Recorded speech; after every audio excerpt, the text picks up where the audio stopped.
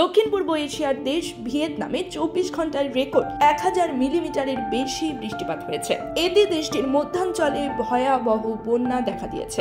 এ ঘটনায় মৃত্যু হয়েছে অন্তত 9 জনের। বৃষ্টিপাতের জেরে হুয়ে ও হুই আন সহ ঐতিহাসিক পর্যটন নগরীগুলোর পাশাপাশি বহু এলাকা তলিয়ে গেছে। এছাড়া বৃষ্টিপাতের পর 1 লাখের বেশি ঘরবাড়ি পানির নিচে চলে গেছে। বুধবার 29 অক্টোবর এক প্রতিবেদনে এই তথ্য জানিয়েছে বার্তা সংস্থা রয়টার্স। বার্তা সংস্থাটি বলছে, রেকর্ড পরিমাণ বৃষ্টিতে সৃষ্ট ভয়াবহ বন্যায় মধ্য ভিয়েতনামে অন্তত 9 জনের মৃত্যু হয়েছে এবং আরও 5 জনের খোঁজ পাওয়া যাচ্ছে না বলে বুধবার সরকারি এক বিবৃতিতে জানিয়েছে দেশটির প্রশাসন।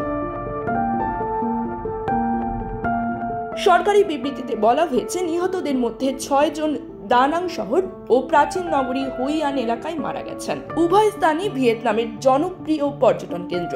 দেশটির দুর্যোগ ব্যবস্থাপনা সংস্থার এক পৃথক প্রতিবেদনে জানানো হয়েছে, 1,03,000-এরও বেশি বাড়ি বন্যায় প্লাবিত হয়েছে, যার বেশিরভাগই পর্যটন নগরী হুয়ে ও হুই আন এলাকায়। ভিয়েতনামে প্রায় প্রতি বছরই ঝড় ও বন্যায় প্রাণহানি ও সম্পদের ব্যাপক ক্ষয়ক্ষতি ঘটে থাকে। বিশেষ করে জুন থেকে অক্টোবর মাস পর্যন্ত বর্ষা মৌসুমে এই ধরনের পরিস্থিতির মুখোমুখি হতে হয়। দেশটির সরকারি আবহাওয়া সংস্থা জানায়, ইউনেস্কো স্বীকৃত ঐতিহাসিক নগরী হুয়ে ও হুই আনে এখনো ভারী বৃষ্টি অব্যাহত রয়েছে। সোমবার রাত পর্যন্ত সর্বশেষ 24 ঘন্টায় বৃষ্টিপাতের পরিমাণ 1000 মিলিমিটারের বেশি, আর এটি স্থানীয় ইতিহাসে একদিনের সর্বোচ্চ।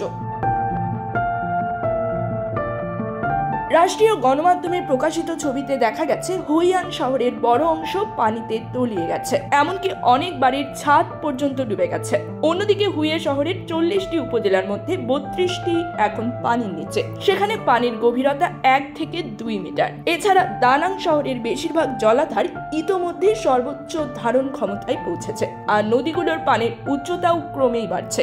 সরকারি এক বিবৃতিতে বলা হয়েছে, নদী ও নগর এলাকার নিচু অংশে এখনো বিস্তৃত এলাকা জুড়ে বন্যা চলছে। পাশাপাশি পাহাড়ি অঞ্চলে হঠাৎ বন্যা ও ভূমিধসের আশঙ্কা রয়ে গেছে। দেশটির দুর্যোগ ব্যবস্থাপনা সংস্থা জানায়, কয়েকটি এলাকায় ভূমিধসে যানবাহন চলাচল বন্ধ হয়ে গেছে এবং বিদ্যুৎ সরবরাহ বিচ্ছিন্ন হয়েছে।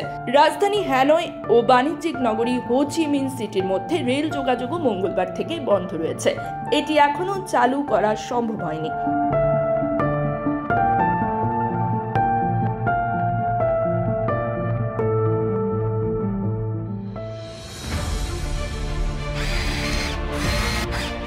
আলোতে থাকুন, ফোকাসে থাকুন, হাত রাখুন প্রজন্মের হাতে।